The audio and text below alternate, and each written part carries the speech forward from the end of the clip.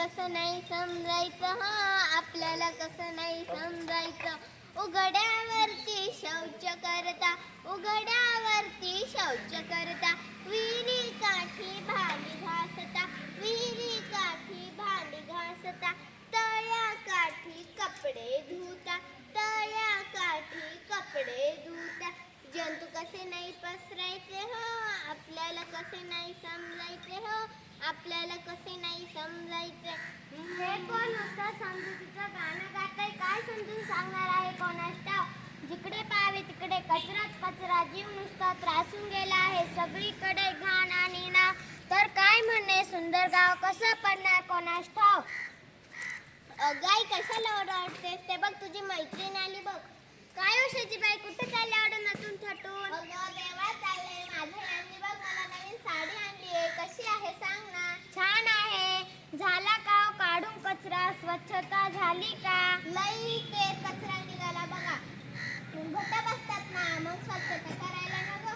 पण मी म्हणते हा कचरा टाकला कुठं. अव आमच्या घरा शेजारचा रिकामा फलाट आहे ना, तिथं टाकला बघा. तू मला नीट समजून सांग. अव आमच्या घरा शेजारचा रिकामा फलाट आहे ना, तिथं सकाळी माझी लेकरं शिलाबी तिथेच जातात. तुम्ही संडास बांधला नाहीये का, मोदी सरकारच्या योजनेमध्ये होतं ना. अव आम्ही संडास बांधले की, पण त्याला आम्ही सामानाची खोली केली. वा छान.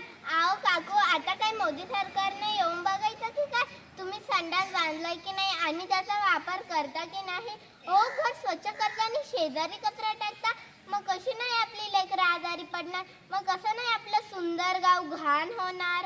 मग कुठं टाकायचं रे कचरा.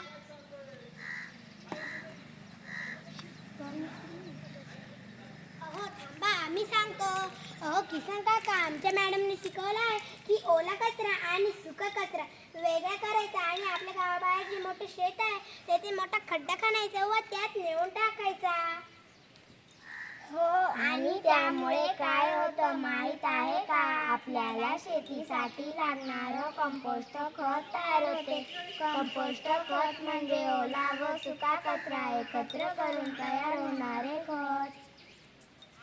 शाबास बाळांनो, तुम्ही आज आम्हाला पटवून दिलं की झेडपी शाळेचेच मुलं घडतात, आम्हाला पटवून दिलं. अरे आमच्या दोघींचे बी गुडघे दुखतात, मग आम्ही काय गावाच्या वेशी बाहेर जाऊन कचरा टाकायचा काय. नाही काकू. मग कचरा काय चालतच जाणार आहे. नाही काकू, आपण ना ग्रामपंचायतीला अर्ज देऊ, लगेच दुसऱ्या दिवशी घंटागाडी हजर. घंटागाडी म्हणजे काय. घंटागाडी म्हणजे कचरा गाडी.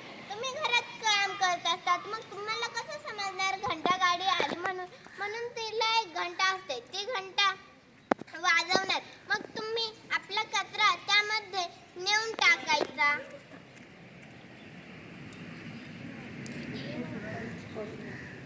अशा तऱ्हेने आपले गाव स्वच्छ होणार.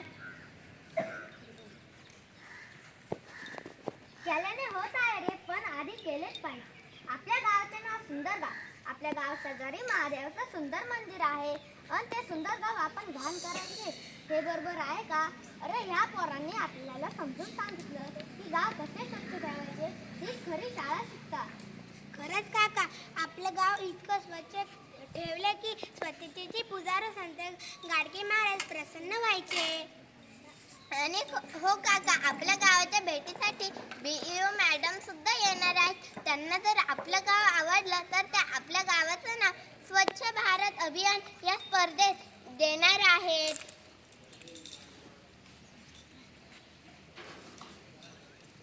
गे माय भूम तुझे निषेधीन पांग सारे, आरतीला आलीन हे चंद्र तारे.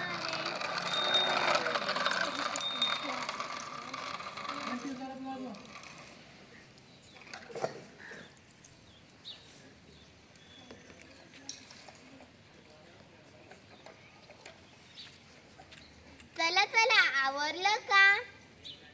पाटील काका, चला आपण BEO मॅडमला रिसीव करायला जाऊ.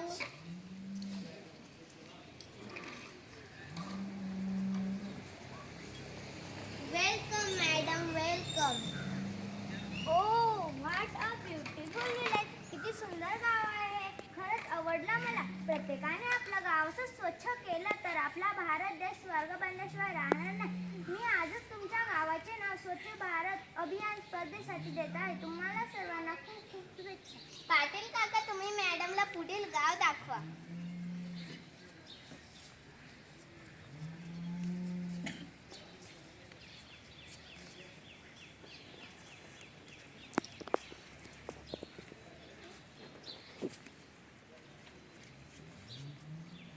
मी असं ऐकलं होतं की स्वच्छता केल्यावरती लक्ष्मी प्रसन्न होते.